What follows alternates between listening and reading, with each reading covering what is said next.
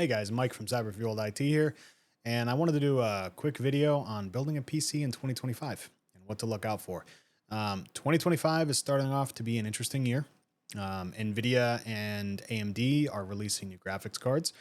NVIDIA has launched basically a paper launch. Their cards are released somewhat. They're unobtainable and they are overpriced beyond belief, especially because of scalpers and because of stock. So if you were in the market for building a new PC and you were looking at hopefully obtaining one of the 5080 series, 5070s, 5090s, you're going to be pretty hard. It's going to be pretty hard to get one. Going to have some problems. So let's dive in and take a look. So first thing is first. For those that are not aware, PCPartPicker.com. I'll put a link down in the description. If you guys have not used this site before and you're looking at building your own PC, or you're looking at just parts and trying to get comparisons, PCPartPicker is a fantastic resource to use. I know there are some other similar tools to this, like NZXT has their own. I think Corsair has their own. I think Newegg has their own now, but PCPartPicker is the OG. I use it for a lot of my builds, for a lot of my customers. Gives me up-to-date pricing, where you can purchase things from. There's even some build guides here as well. So if you're interested in, putting a machine together, you can see featured builds from people, what they've completed, give you some inspiration and some ideas as well. So keep an eye out for PCPartPicker if it's something you're interested in. If you're just getting into PC building, this never existed when I first started building PCs. All of mine came out of magazines way back in the day, and I used to have to order parts out of a book from tie-in motherboards and Tiger Direct before everything kind of switched over to Newegg and everything else. So I've been building PCs for a very, very long time, and use the tools that are available to you, especially from a market and a pricing perspective, because it helps out drastically. And you do not always have to go with the latest and greatest that's out there. But let's just, I'm going to dive right in. I want to do a kind of a sample build for the kind of 2025 year, and kind of open up to say, hey, what can you get for 2025, or what are you looking for? And I want to do kind of an entry level build for those that are out there. So I'm going to do a new build. We're kind of messing around with this one here. So we're going to do a new build. Now, if you've never used PCPartPicker before, it's going to be a little bit of a crash course on PCPartPicker, but it's also going to be a crash course on kind of just building a machine and kind of walking through the steps that I go through. But hopefully, to give you guys some insight as to what to look out for, especially with 2025. Keep in mind, prices are subject to change on a lot of this stuff, especially with those tariffs that are being passed. If you guys are paying attention to all the things that are being signed into those executive decisions, one of them was tariffs. And we are probably going to see an anywhere from 10 to 20% uplift across the PC products and pricing in general. So just keep an eye on that. Whatever you are budgeting for, over budget, just because you might see those costs increase as kind of the days go on. So basically what I like to start off with is the CPU for myself. Depending on what you're building for 2025 and what you need, you don't always need what might be recommended by other people on forums. You need to build what is going to benefit you, because you're going to be the one using the machine the most. Not every game, not every PC, so to speak, needs to be a gaming PC.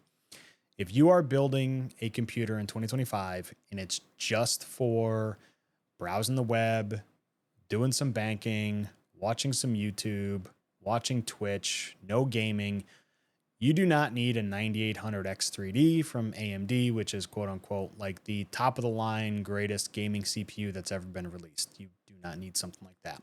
You can consider that $500 budget and get something cheaper. You can go with a 7600 XT for $180. You can go Intel. I know people are like, oh my God, don't do Intel. Intel actually has a fantastic lower end tier. Their i3 12100, 13100 CPUs are fantastic, and they're usually relatively cheap. So for example, If you're looking for the CPU and you know what you're looking for, you can just start typing it in up here and it'll come up. So for example, your 13100F, it's a quad core, right? It's not super anything crazy. It's a Rapture Lake chip, but it's 76 bucks. So if you need something for just general day-to-day use, you can do that. They even have a 14100, the latest revision on the 14th gen versus the 13th. You can do that. And that again is $90. So you can look for those very, very low ends if that's something that you're looking for. In this case, I'm just going to do an entry level because I don't think they have anything from the Intel Ultra series as well. Intel Ultras, their 5s, they start around 260. That's like their i5. So Intel has rebranded this year. They've done the Ultra 5, Ultra 7, and Ultra 9s.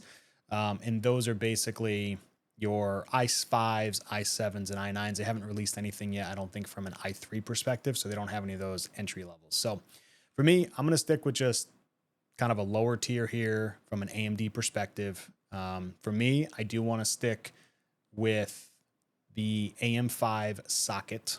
So basically, I'm going to go down to socket here on the left, and I'm going to select AM5. And that's what I want to stick with. And the reason I want to stick with an AM5 is because they are supporting the AM5 socket until 2027. So you do have whatever AMD decides to release over the next 2 years, you will have a future upgrade path. When building a PC, I don't always like to use quote unquote future proofing because in IT and pretty much anything to do with the interwebs and technology, future proofing doesn't exist. There's always something new coming out. So you want to always have an upgrade path. If you did an older Intel board, like the cheaper end ones, those are fine, but you will not have an upgrade path unless you do, something in that generation, which you can get off of eBay, something used. You don't always have to go brand new. I know it's kind of scary buying some of the hardware from a used perspective, but sometimes that stuff is okay to do and you can get some pretty good deals on it. So don't always shy away from the used stuff. I know you don't know how people use it. It's just like used cars. You don't know how people use those cars or, beat on them, whatever it is. But you can usually get some pretty good deals too if you want to take a stab at that. So keep that in mind as well. The reason I'm just going with the AM5 platform is because it has some future upgradability. It's not set in stone. Intel, they've just released their latest platform, their Ultras. I think they're going to support those for the next 2 years. But again, from a pricing perspective, it's a little more expensive than the AMD stuff. So for me, I'm just going to go with a 7600. Could do a 7700 as well. But again, a 6-core. It's on the Zen 4. It's 105 watt. It's a pretty solid processor. So we're just going to pick with that one. Now, one thing that the actual PC part picker does is once you start picking products, it's going to automatically kind of pick and choose compatibility as you go through it. So for example, from a CPU cooler perspective, it's going to pick and choose the CPU coolers that are available for this socket. Now, most CPU coolers will support both Intel and AMD over here, and you can turn that on and off. So if you want to turn that compatibility filter off, there's a checkbox there. You can click that on and off. But for the most part, this case, it's fine to do. So me, I like the thermal right stuff. If you're looking for an AIO, you can do that. AIOs are all-in-ones. They are, liquid coolers. If you're looking for something along those lines, a couple good brands. If you guys are looking for coolers, Thermalright is pretty good. Cooler Master is pretty good. Thermalright is probably one of the cheapest and really good coolers that compares to Noctua. If you guys are looking for stuff like that. NZXT is another one. You've also got the AMD version of the Wraith and Noctua down here at 110. So for me, I don't want to do any RGB. I have a thing with RGB, but that's for me alone. So I'm going to pick this Thermalright Peerless Assassin. Should do the job more than enough. And if you scroll down too, as you're building out your machine, there's going to be compatibility notes that'll pop in here. So just like here, this disclaimer, keep in mind some of the physical constraints that don't get checked, like RAM clearance with CPU coolers and a bunch of other stuff. So just keep that in mind. But these notes will get built out as you kind of go through this entire process. So next, we're going to pick the motherboard. Now, motherboards can be tricky. They can get very expensive. AMD has done a really good job from a support perspective on their motherboards. Most of their chipsets like B650s, X870s, X670s, Those boards will kind of support any and all processors that come out, and they'll support that, latest releases for that, future upgradability that you're looking for. So in this case, you can go with brand if you like a certain brand, you like a certain style. Just know the features that you're getting when it comes down to the chipsets. In most cases, what you're looking for is between the B650s, the X870Es, and even the X670s is going to have a lot to do with basically how many M2 slots you can have from a drive perspective, as well as USB native, like Thunderbolt 4 or USB 4.0. The X870Es give the USB 4 if you're looking for it. So for example, here, it's only one image. Let's see. So if you take a look, you'll get native kind of USB 3.2 and then USB 4 over here as well. It's built natively into the board on these X870 and X870E chipsets. But you're going to pay a premium for stuff like that. So just think about what you need from a board perspective. Do your research on the chipset that you're looking for. Max memory if you need certain memory, how many memory slots, and the actual size. So motherboards come in a variety of different sizes that fit. So if you're looking for a small form factor, you're looking for like a mini ITX. If you're looking for kind of a mid-tower chassis, you can do an ATX or an MATX. And if you're looking for something, larger than that, you can do like an EATX. And that's all going to be about how many expansion slots are available on the board, right? So once you start shrinking that board size, you lose these expansion slots. So if you're looking just for, a small machine to sit on top, you might not need all these expansion slots on here or even all the memory. As the board shrinks, you lose the memory expandability. So keep that in mind as you're picking these things out when you're going through. So for me, I'm doing just relatively, I'm going to base it off a price right here. Let's see, what do we got? So personally, I've had some really good luck with MSI and Gigabyte boards these days. So I'm going to stick with MSI and Gigabyte. I do like the ASRock stuff that's out there as well. The Tai Chi boards are really good. But for me, I'm going to stick with an ATX board. So I'm going to go over here and filter for the ATX board. And then as I look around, I'm going to try and just find from a price perspective. Again, I don't think Gigabyte for $68 is going to do it. Usually around the 130, 140 mark, you can get some pretty good boards. So the MSI B50 Gaming Plus Wi-Fi. Yeah, we'll go with, we'll do the MSI. We'll do this guy here. All right. Again, you can read the reviews, take a look. And again, this just tells you where to buy it from. So notice how it says MSI as the cheapest price for $149. If you click on the actual board, it'll tell you, this right here, Newegg has it for $169 minus $20 gives you for $149. They give you a promo code that ends on 210. So if you take a look at the pricing, it'll give you that information there as well, which is really nice. Keep in mind, they do mail-in rebates as well. I tend to steer clear from mail-in rebates because I always forget to do that. I would stick more closely to the promo codes where there are instant rebates that are on there. So just keep that in mind as you're going through it. From a memory perspective, I like to build all of my systems with at least 32 gigs, and they usually are 16 gig modules. I like to stick to the 6,000 megatransfer speeds if possible. And again, Corsair is really good. Team Group's got some pretty good stuff that's come out. T-Force has some good stuff as well. Silicon Power, if you're looking for something cheap, you can get by because you can always swap memory out depending on what it is.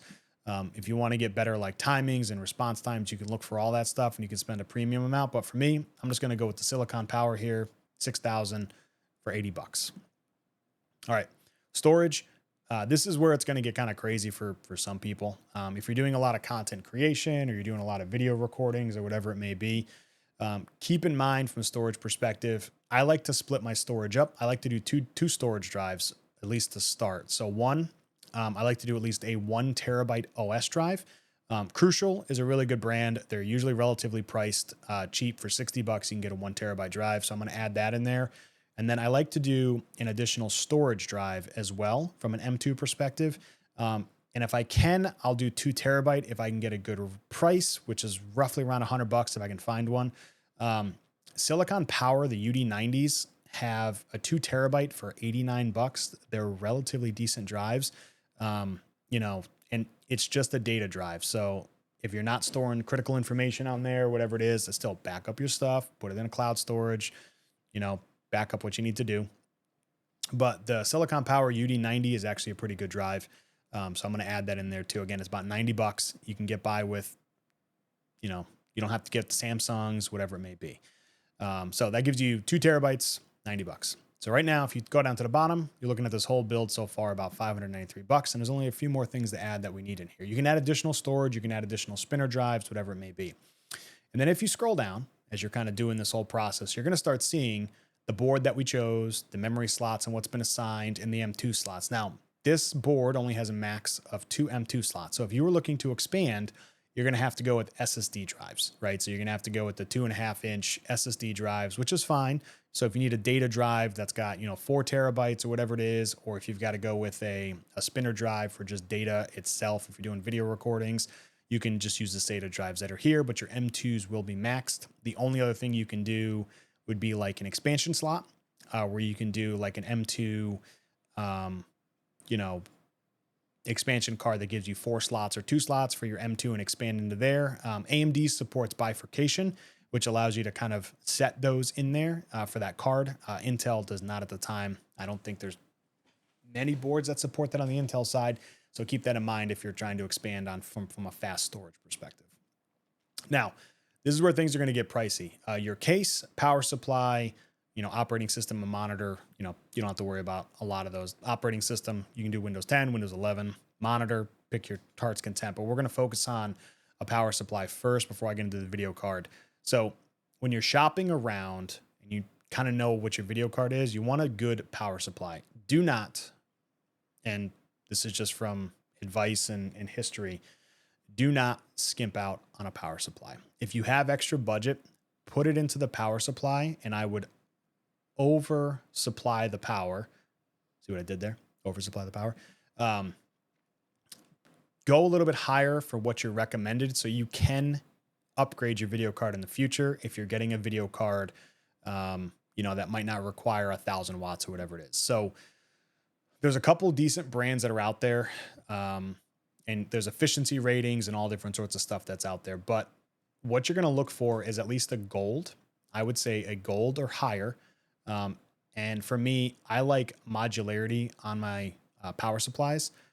And you can go with the color or whatever you're looking for. But those are the 2 things that I usually pick. Now, over here on the left, you do have an estimated system wattage of about 234 watts. Now, I usually like to pick the power supply first because I have an idea of what I'm looking for when it comes to a video card already in my head. So let's just take a Radeon 7800 XT. I think requires at least an 800 watt power supply minimum.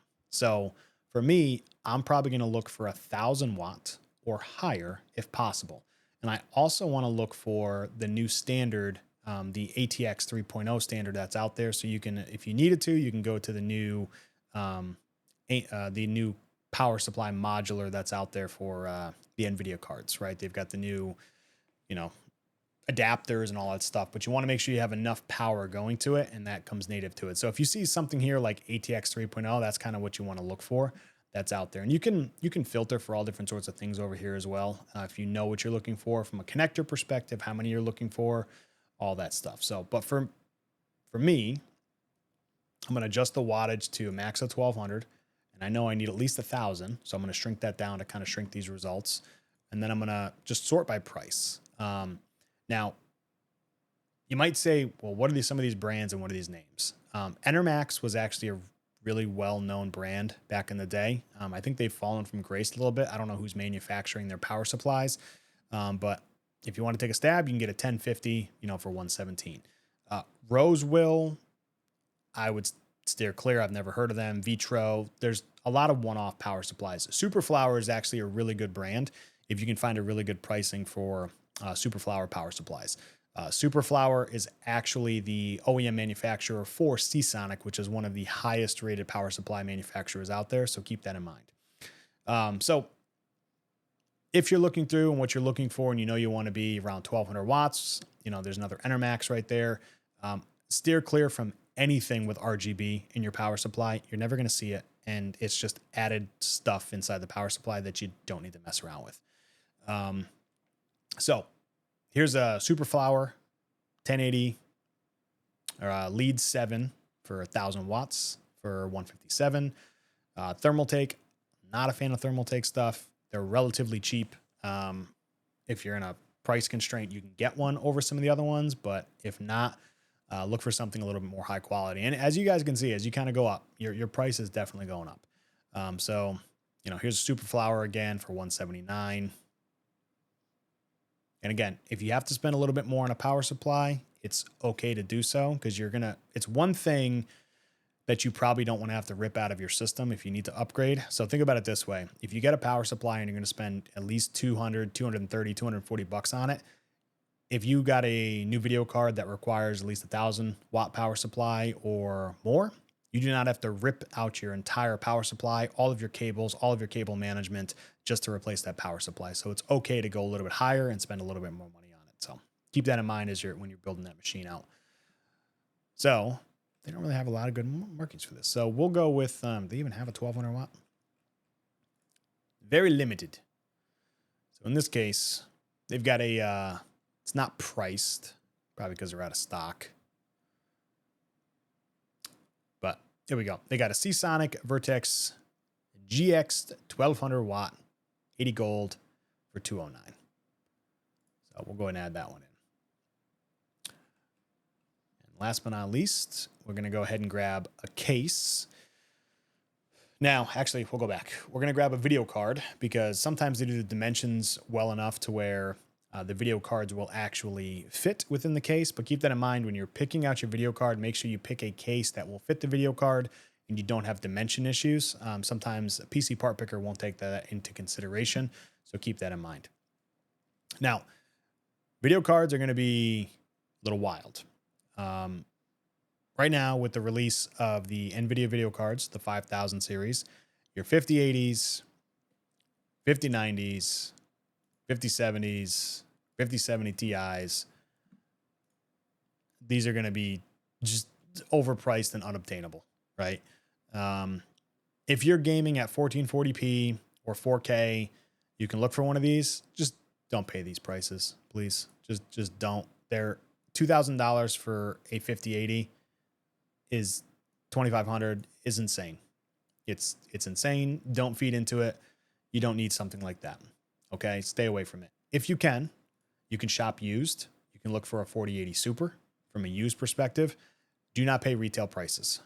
People know that they can't get their hands on the 5080s, so now they're jacking up all the 40 series cards that are out there, even from a 4090 perspective.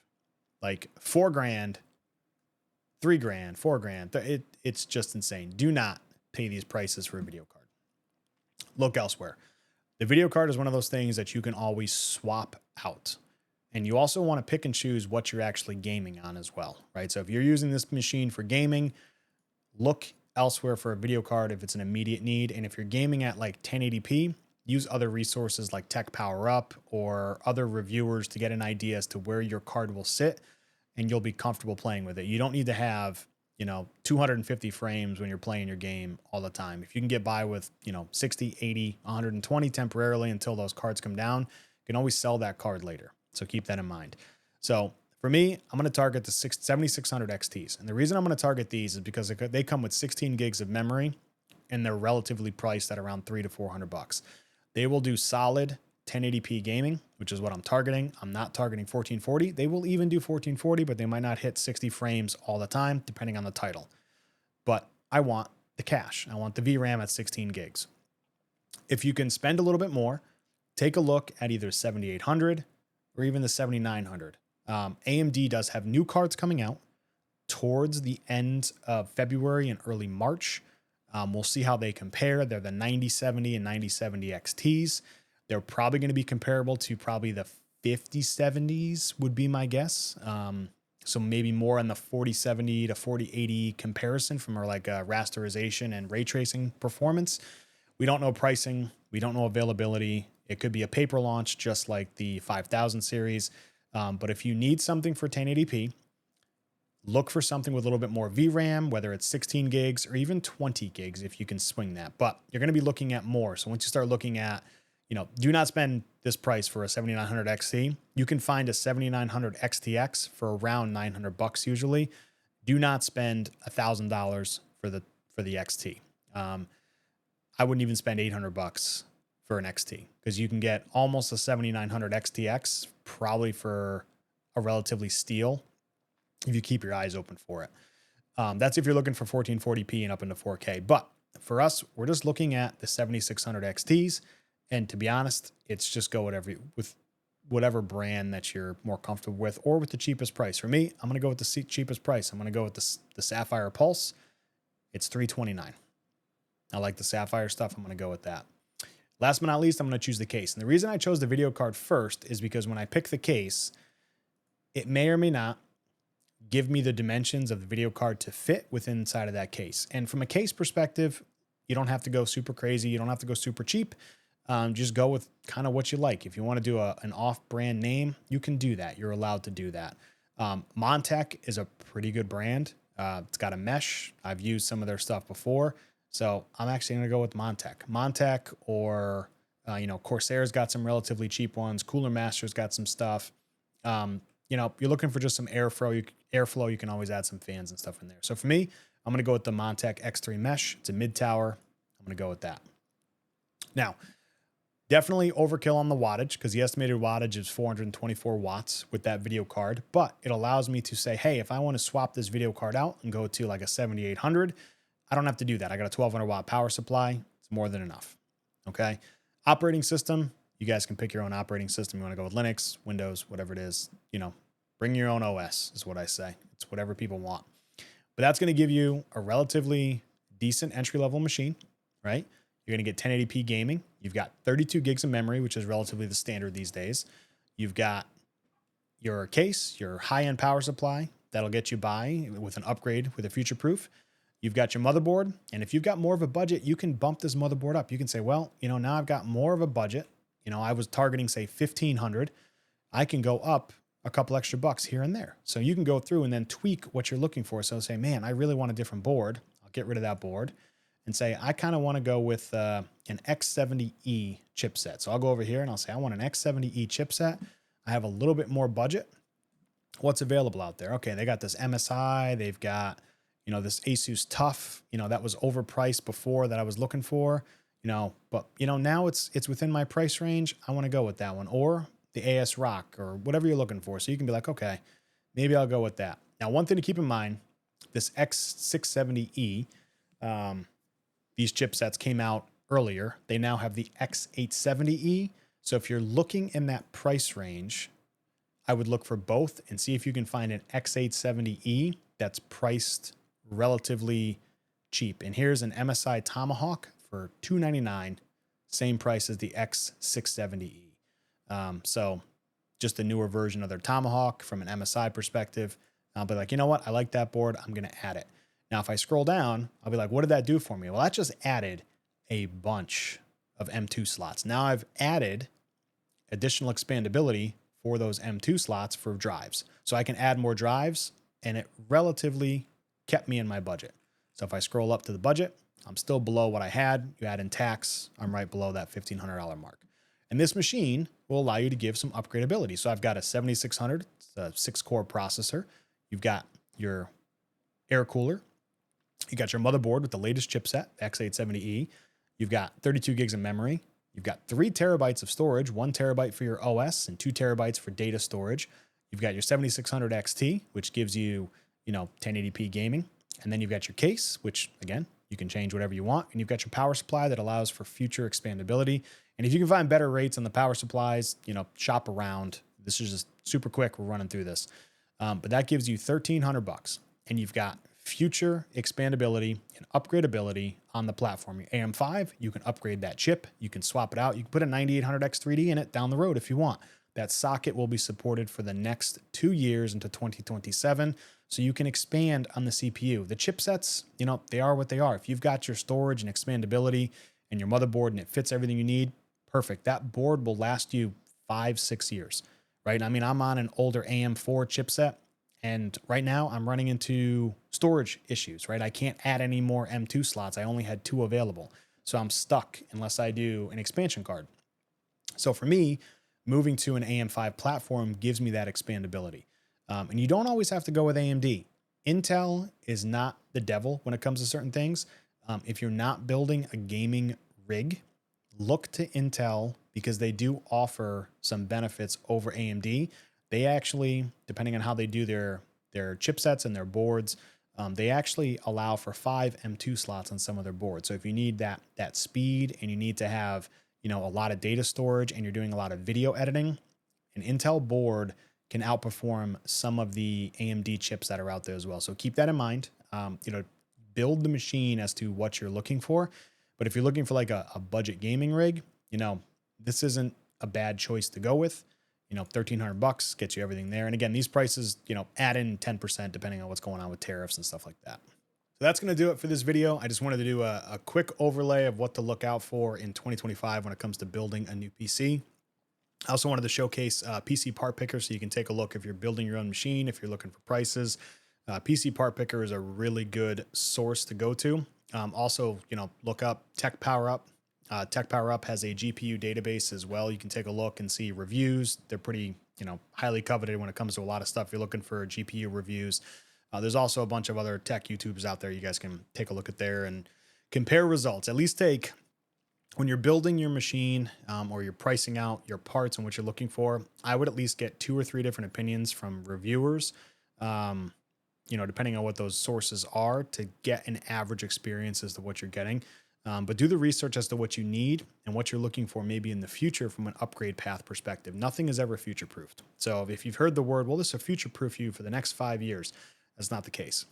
Build for what you need today and then think about what you can expand to tomorrow and understand what's being released from a hardware perspective. Intel, for example, prime example, you know, they've deprecated their 13th and 14th gen sockets. So if you were to buy like a Z790 motherboard today, the max chip you're going to get is a 14900K. And we all know that Intel had a bunch of voltage problems on those. But I wouldn't count those out. If you're building a machine and you want a gaming machine, Intel has patched those microcodes and they do offer warranty replacements on those chips. So if you patch the BIOS and that chip dies, I think they've extended it either 2 or 3 years on the warranty for that chip, or maybe even 5 in some cases. You can get that upgraded chip, and that 14900K is a monster gaming and powerhouse. It uses a lot of heat. It gets hot. You'll have to do a different thermal cooler and stuff like that. But don't count that stuff out. Think about it as you go through, because they might be trying to clear inventory for those new Ultra chips, and you can snag one of those 14900Ks for like $400 and build a pretty monster rig when it comes to that. So don't always count that older hardware out, or if hardware has issues, take into consideration and then look at the other options that are out there. So 2025 is going to be an interesting year. We've got new video cards that are coming down through the pipe with AMD releasing. We've still got the 5070s coming from NVIDIA. That's coming around the corner as well. So keep an eye out, even though stock is probably going to be an absolute insanity. But also remember what you're trying to play and game, or whatever you're trying to do from your PC and what you're trying to build at. You most likely don't need a super high-end video card. If you're just doing day-to-day stuff, you can get by with, you know, maybe an APU, which is a, you know, video card is built into that chip versus actually getting a dedicated video card if you need it or not. So keep that in mind when it comes to, you know, integrated graphics versus, you know, actually adding a GPU. But that's going to do it for this video. I really appreciate you guys. Comment down below, you know, like, subscribe, do all the fun stuff on YouTube, and we'll catch you in the next video.